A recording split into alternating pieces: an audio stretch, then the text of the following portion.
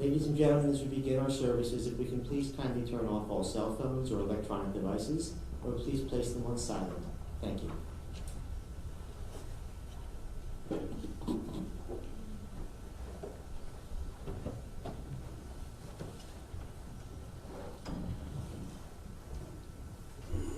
My name is Cantor Brad Hyman. I am the cantor for Congregation Road of Shalom in Philadelphia. On behalf of the family and of all friends who are here, we are comforted by your presence. It's customary to begin with a few psalms. I'm just going to give you one, but we'll start with Esainai, which is Psalm 121. Esainai el heharim me'ayin yavo Ezri me'im Adonai ose shamayim va'aretz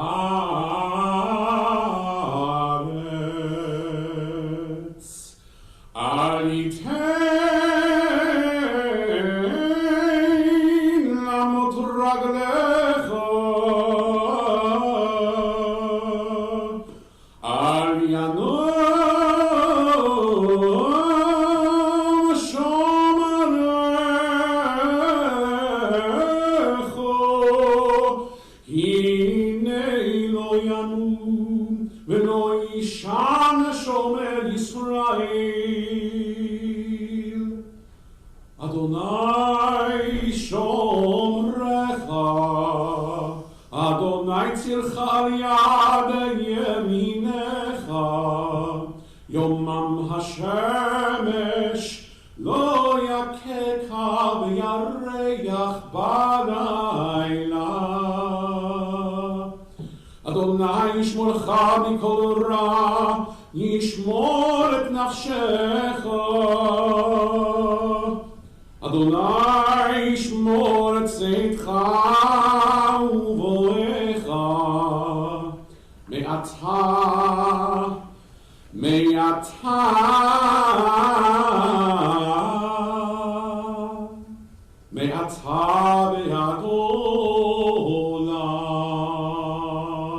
olam. A song for ascents. I turn my eyes to the mountains, from where will my help come? My help comes from Adonai, maker of heaven and earth. God will not let your foot give way. Your guardian will not slumber. See, the guardian of Israel neither slumbers nor sleeps. Adonai is your guardian. Adonai is your protection at your right hand. By day the sun will not strike you, nor the moon by night. Adonai will guard you from all harm. God will guard your life. Adonai will guard your going and coming, now and forever.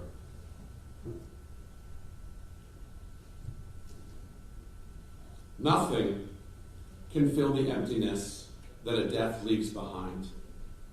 Memories can only help us picture the past as we want it to appear. Remembering cannot force us to decide what we have to become. The sages teach us that no one is really alone. Those who are no longer alive are still within our thoughts and our words. They are with us in their deeds of the past, and they are a part of what we have become.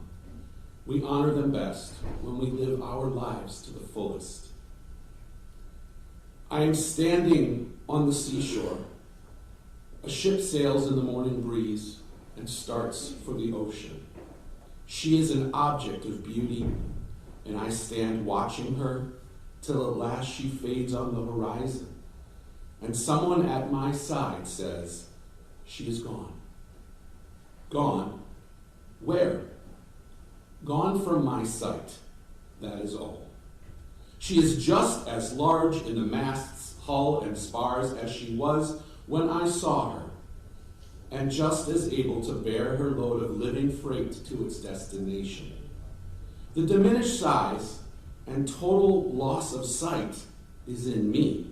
not in her. And just at the moment when someone at my side says she is gone, there are others watching her coming, and other voices take up a glad shout, there she comes. And that is dying. A horizon is just the limit of our sight. So lift us up, O God, that we may see a little further. Our thoughts and memories now turn to the beautiful spirit of Anita Gottlieb. Her life should be remembered for a blessing. Anita is remembered dearly through the eyes of her living legacies. Of course, we think lovingly of her husband, Herman Gottlieb, and their many years of loving marriage. They were blessed with 2 children, daughter Lori with Angie, and son Craig with Melanie. From this, we also have grandchildren in Audrey, Lana, Simon, George, and Sima. We call to mind the bond between Anita and her sister Marilyn.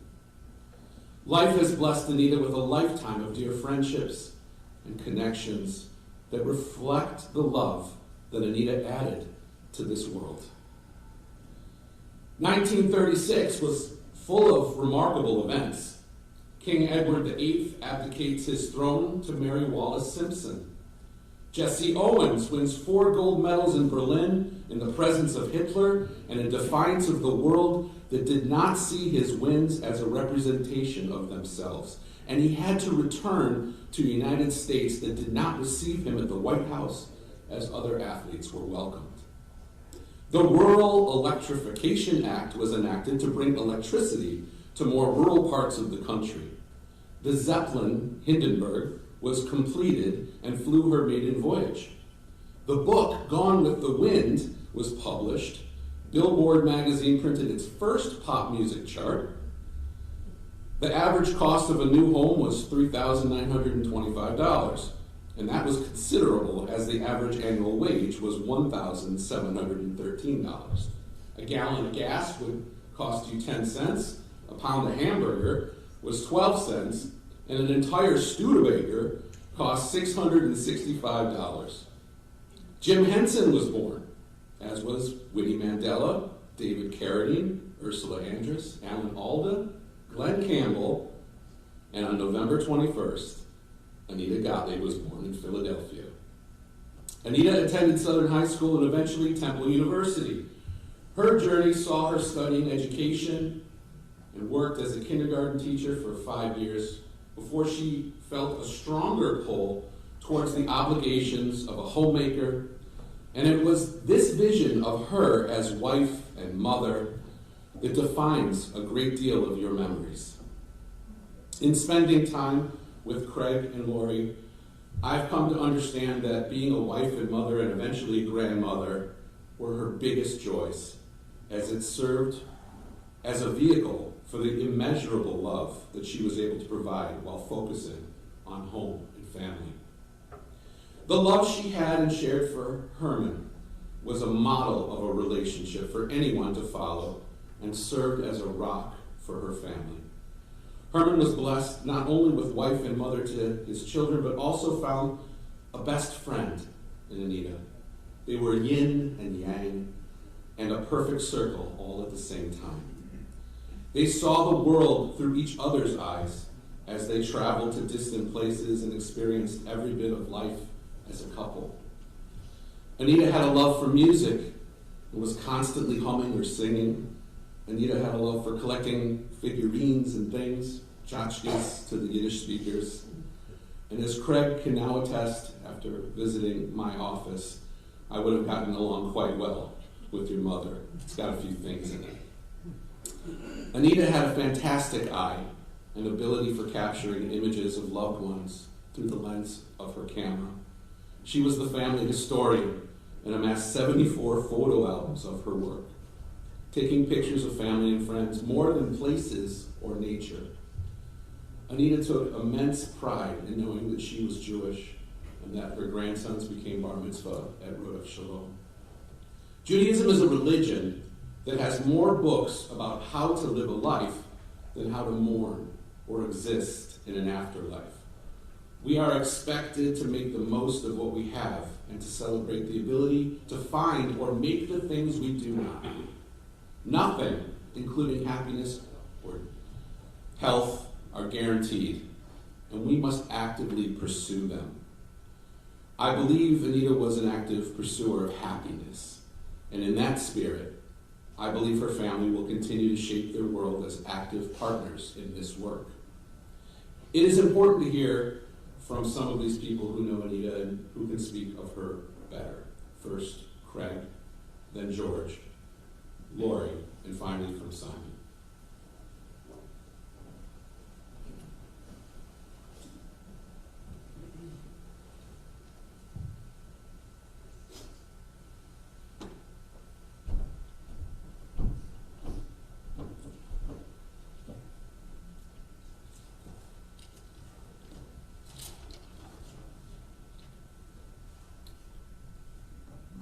Thank you, everybody, for coming. This is a very nice crowd. Canner, thank you for those very kind and words that I will cherish.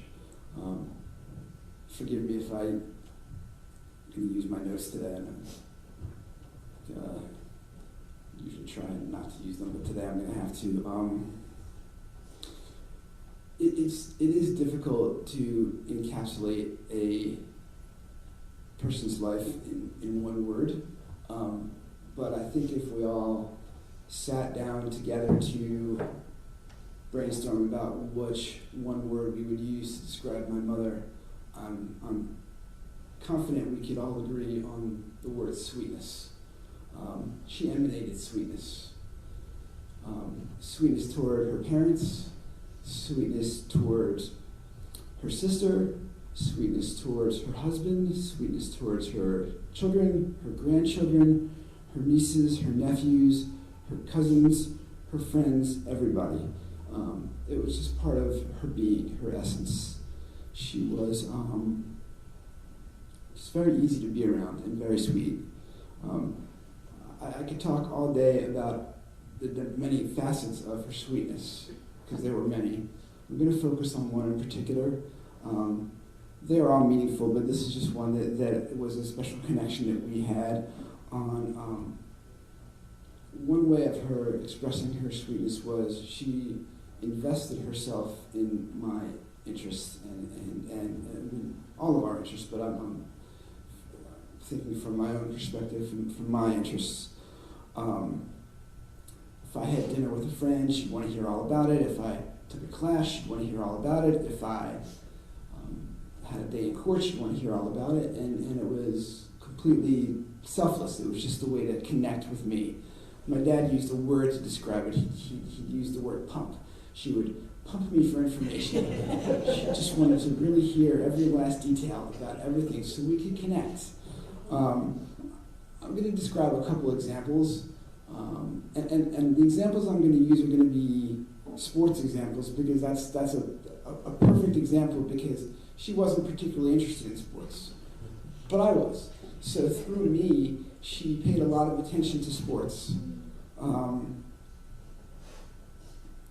So you could have a conversation with her about Donovan McNabb or Brian Dawkins or a lot of the Eagles, because she was very invested in that for me. She would even watch the games on Sundays when I wasn't there, just so we could talk about it.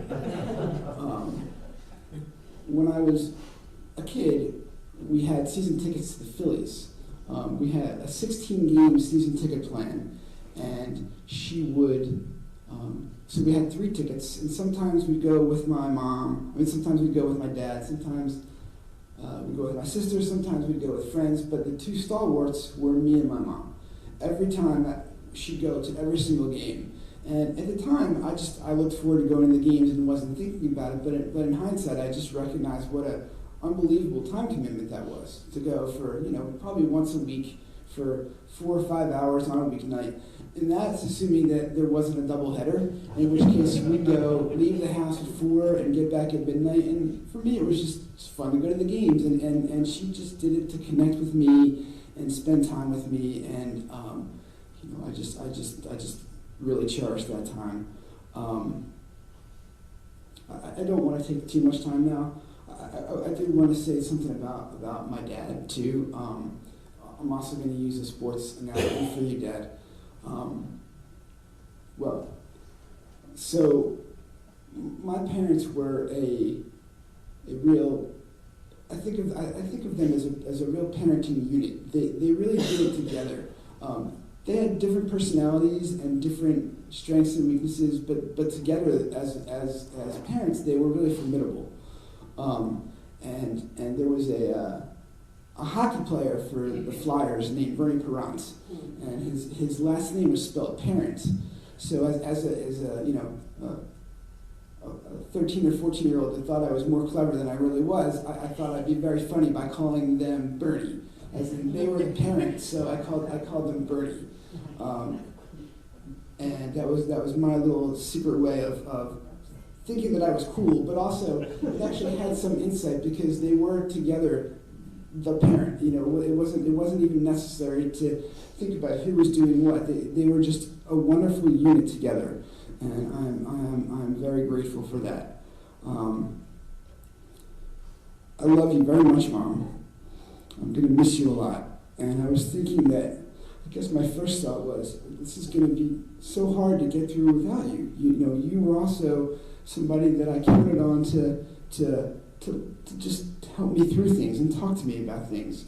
And my first thought was, I would like to talk to you, but I can't. So how do I get through this? And I think the answer is that your, I don't have to get through it entirely without you, because your legacy of sweetness lives on through hopefully through me and my sister, definitely through your grandchildren, and I think in essence through all of us, because we're here to, we wouldn't be here if not for your sweetness. You made us all better, and I love you so much, and thank you, and thank you to everybody for coming.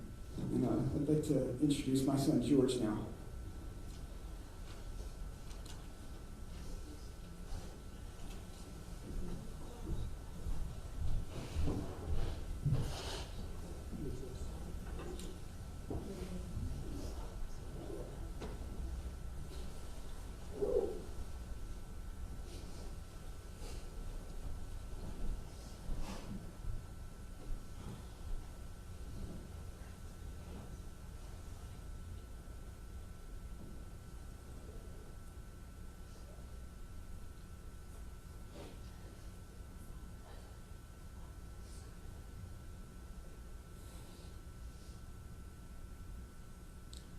There are so many stories I could say about my grandmother to show just how sweet, kind, and caring she was. I'm sure so many of you could as well. I recall my most treasured and fond memories were when she picked me up from school. Just about once a week, from 2nd to 8th grade, she and Herman would pick me up from school. Herman was crazy about parking in the exact same spot every day. The very first and closest spot to the school, of course. So sometimes they would arrive nearly 2 hours before I got out. Needy seemed very happy to do so as well. About 10 minutes before I got out, just my grandmother would get out of the car and wait near the patio of my school. Once I got out, I ran up to give her a big hug and kiss. And yes, I did this every single time from 2nd to 8th grade, despite all the teasing from my classmates in the later years. I didn't care a single bit. It meant so much to me, and I knew it meant so much to her. It really was such a special thing. I think we sometimes tend to almost glorify people after they die, and I think it's important to be real as well. However, every good thing I've heard someone say about my grandmother in the past couple of days is always something they said before she passed. I really think people were able to recognize and appreciate so much of her kindness. This is quite a special thing, and I think represents just how truly special she is. Thank you.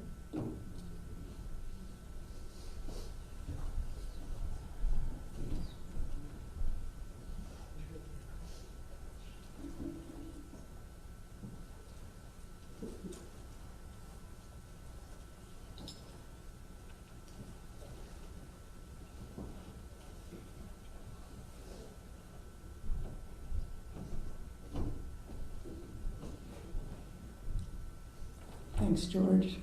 Craig, that was so moving. Thanks everyone for coming and here to honor and to celebrate my mother, Anita Gottlieb, affectionately known to many here today as Needy. Whether you knew her for all your life or just a brief period of time, you could not help but feel Needy's genuine warmth and sweetness and be soothed by her calm demeanor. To me, she just seemed to exude all that was gentle and kind and good in this world. My mom was one of those lucky few who truly found her calling in life, as the cantor was saying. Her family was what fulfilled her, and being a mother was, as they say, her pride and joy. And I think she sprinkled a little of that mom magic dust on all who met her. But beyond the Needy that we all know and adore is also someone whose accomplishments were quite notable. Of course, Mom would never think of them as such. She was much too much of a lady and modest. But as her very proud daughter, I'm going to fell just a little bit. And I would like to share some of these things with you and other things you may not know about Aunt Needy, Mom. My mother came from very humble beginnings and grew up in a row home on 5th and Mifflin Streets in South Philly. She was the very first woman in her family to graduate from college, and she became an elementary education teacher. As a senior in college, she met my father after riding the same train to Temple University for over a year, when one day, at the end of the semester, Herm looked up from his books and had the very good sense to finally ask my mom out on a date. And as you all know, they never looked back. Theirs was a storybook marriage, which spanned over 61 beautiful years. Now, when my mom came of age, women were not permitted to have a bat mitzvah. So at age 44, Needy decided to go back to the classroom while raising Craig and me. She studied the Torah with our rabbi each week for several years. And our family celebrated Mom's bat mitzvah just a couple weeks before we celebrated mine. And I can still hear her melodic voice singing the Haftorah portion that special day. And I would like to add that Mom, just like her father, Dr. Cy Foreman, she was a true student in every sense of the word. She had a curiosity about literature, art, music, and the world around her. She had a passion for learning, and she passed that precious gift along to Craig and me, and now the grandkids. And you may not know that each semester while I attended Barnard College, Mom would visit me in New York, and she would attend my favorite class. And I must admit, a little embarrassed to say, that she always did a much better job at preparing the lessons and reading the books compared to what I did prior to class. As we all know and has been said, Needy was just good company, and she was really easy to be around. And she would listen to what you had to say intently, ask really good questions, and notice every detail. And as was mentioned, those details extended to all the little collectibles she surrounded herself with. She filled and adorned our homes on Melody Lane and at the seashore in Ventnor with endless photos and tchotchkes. She saved everything, and I mean everything. She even kept the pedal pushers she brought in her 20s for so long that they actually came back into fashion. And she took great joy in simple pleasures, snacking on Raisinets in the movie theater, keeping an old-fashioned Slinky on her nightstand. She collected seahorse-themed everything and photos and figurines of ship captains and laughing Buddhas. And as we all know, did she love to wear jewelry. Of course, my dad made sure she had the most exquisite pieces from everywhere they traveled to and for every anniversary and birthday celebration. In fact, all the jewelry I am wearing today are special pieces that my mom has handpicked for me from her personal collection over the years. As my Aunt Judy shared with my dad yesterday, Needy always told me, "You are not dressed if you don't wear earrings." And Aunt Barbara said, "Mom always said you have to have at least 3 pieces." That sounds like Needy, so Needy, doesn't it? She was just the sweetest person we all knew, but she also knew what she liked, she knew her own mind, and when you least expected it, she expressed her opinion softly but firmly. Mom also loved music. and she would start just spontaneously singing aloud when she was happy. I remember this both as a little girl and an adult that she did this often. She was just a happy person who took pleasure in all the simple joys life had to offer. And I can hear her voice so clearly humming that 1960s tune. I don't know if you know it, and don't worry, I'm not going to sing, but it goes, to know you is to love, love, love you. Just to see you smile makes my whole life worthwhile. She sang that to me as long as I can remember. Perfect song, right? Because indeed, to know Needy was to love her. As many here know, and as has been said, being Jewish was a very important part of my mom's identity. She kept a kosher home, and she was very involved in Craig's and my religious school education. And being the epitome of, let's just say, momness, she never missed anything that her kids and grandkids participated in, as Craig was talking about. She was there at every softball game, honor society award, play, student government speech, and we all know she was there with her camera. She sent the absolute best birthday cards, and you can imagine, and just like Mom, I've saved each and every one of them. But beyond being a devoted wife and mom, Needy loved to travel, especially and uniquely to cold places. We have no idea why. It was her idea for our family to spend 3 memorable weeks touring Alaska and the Yukon. Some of those pictures are outside in the lobby. And I can just picture my mom and my brother now standing on a dog sled parked on the frozen Arctic Ocean in the middle of July. They didn't know that the dog sled wasn't tied down. Remember that? Back home on the Atlantic Ocean, she loved our home at the seashore. And many of you have visited there with our family, and we have so many fond memories from there. Mom also left our family the incredible gift of 74 photo albums. I counted them and told the camera the other day, where she meticulously chronicled all of our lives with colorful, descriptive headlines and captions. It wasn't just the photos were slapped in there. Everything had a caption. And she captured the perfect sentiment of these thousands of precious moments we shared with her.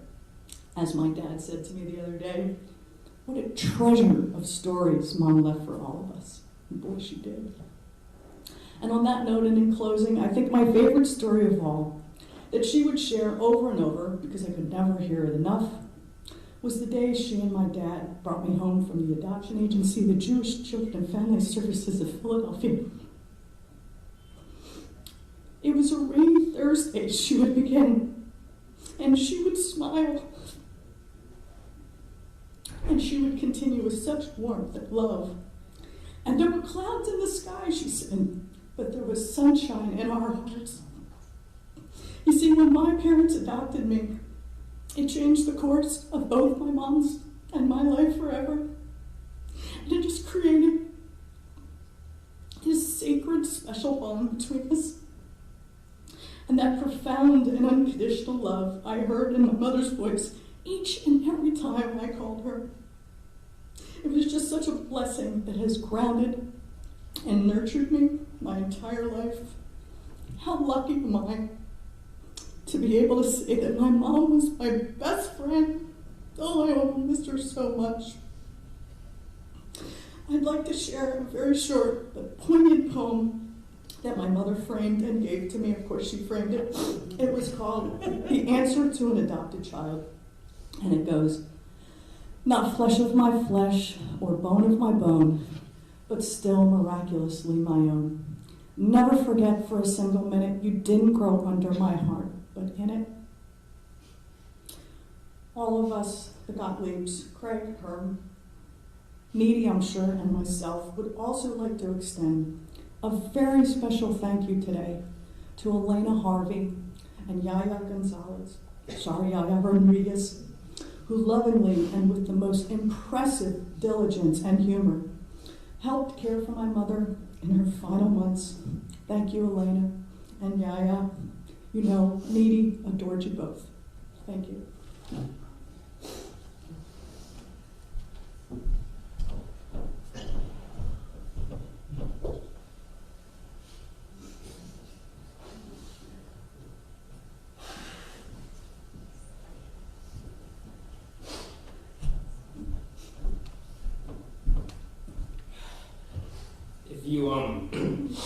If you were ever at my shore house on the shore or at Melody Lane or their current place at Rogers Walk, you would see the pictures that Lori had talked about, but you would also see the tchotchkes that have been referenced.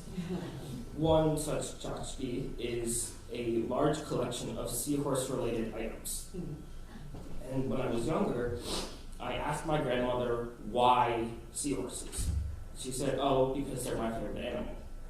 And at the time, I was like, oh, okay, maybe she just thought they were pretty. As Herman's wallet can attest to, Needy likes her pretty items, especially her jewelry.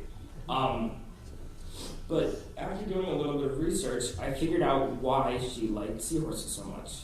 It's because she was a seahorse. Seahorses are extremely small. Needy was extremely small. My great-grandfather used to say that when she turned to the side, they couldn't see her because of how little she ate. She, like seahorses, found one mate. Seahorses mate for life, and Needy found her mate for life, my grandfather. They were together for over 60 years, and their marriage is the stuff from Disney movies. They are the happily ever after that everyone wants. And lastly, seahorses are extremely sweet to people. Needy's defining characteristic was her sweetness. She lived her life through the people around her.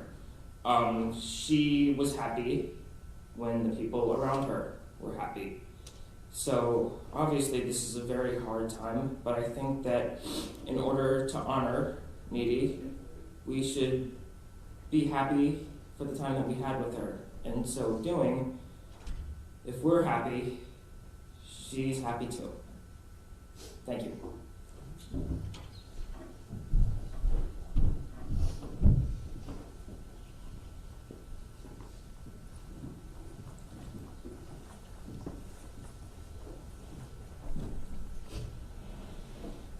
Fine words from family. Beautiful. The story goes that a 92-year-old, but delicate but well-poised and proud man, fully dressed each morning by 8 o'clock, with his hair fashionably coiffed and his face shaved perfectly and legally blind, moved to an assisted living facility. His wife of 70 years recently passing away, making the move necessary. After many hours of waiting patiently in the lobby of the nursing home, he smiled sweetly when told his room was ready. As he maneuvered his walker to the elevator, the director provided a visual description of his tiny room, including the eyelet curtains that had adorned the window. "I love it," he stated with enthusiasm of an 8-year-old having just been presented with a new puppy. "Mr. Jones, you haven't even been in the room. Just wait." "That doesn't have anything to do with it," he replied. "Happiness is something you decide on ahead of time. Whether I like my room or not doesn't depend on how the furniture is arranged. It's how I arranged it in my mind. I already decided to love it. It's a decision I make every morning when I wake up. I have a choice. I can spend the day in bed recounting the difficulty I have with parts of my body that no longer work, or get out of bed and be thankful for the ones that do. Each day is a gift, and as long as I draw breath, I'll focus on the new day and all the happy memories I've stored away, just for this time in my life. Getting older is like a bank account. You withdraw from what you've put in. So my advice to everyone would be to deposit a lot of happiness in the bank account of memories. Thank you to Anita for her part in filling your memory bank. Thank goodness there is still room for many more deposits and even some allowances for early withdrawals to share with ones who benefit the most from learning all of Anita's lessons. Some people work towards carrying lofty titles, such as doctor or esquire, But Anita will have more prestigious titles that will forever be on the lips of her family and those who knew her. These are the titles of daughter, wife, mom, grandma, and dear friend. Anita will be remembered for many things, but certainly she leaves behind this wonderful legacy through her continuing gifts to us all, which are her family. For the love that death cannot sever, for the friendship we shared along life's path, for those gifts of heart and mind which have now become a precious heritage, for all these and more, we are grateful. Now help us, God, not to dwell on sorrow or pain, but to honor our beloved Anita by the quality of our lives. Ken Yehi Ratzon, may this be God's will, to which we say, Amen. Amen. Please rise for El Malei Rachamim.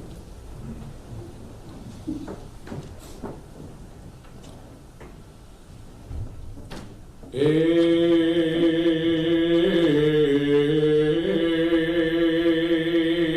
Malei Rachamim. שוכן במרומים, המצא מנוחה נכונה, תחת כנפי השכינה, עם קדושים וטהורים, כזוהר הרקיע,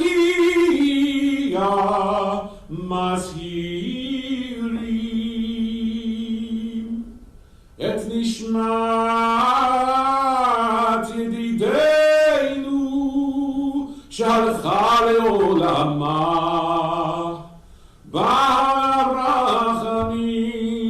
ברחמים, יסתיריה בסתר כנפר לעולמים, ויצרור החיים את נשמתה, אדוני הוא נחלתה, ותנוח בשלום המשכבה, ונאמר Amen. God of abundant mercy, God most high, may the soul of our loved one who has gone into eternity find the gift of perfect rest in your embrace, together with the holy and pure, whose light shines like the radiance of heaven. Compassionate God, hold her close to you forever, so that her soul may be bound up in the bond of life eternal. May she find a home with you. May she rest in peace. To which we all say, Amen.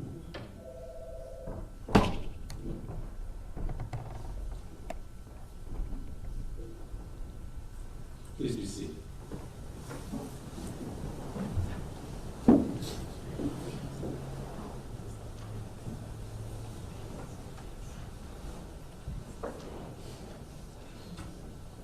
Will the pallbearers please step to the center aisle?